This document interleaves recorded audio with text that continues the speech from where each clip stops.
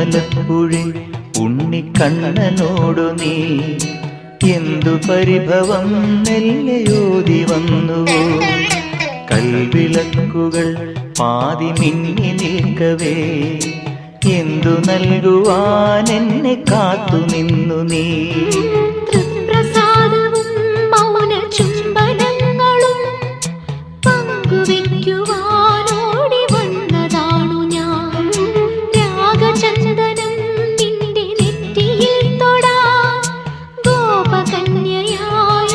വന്നതാണു ഞാൻ.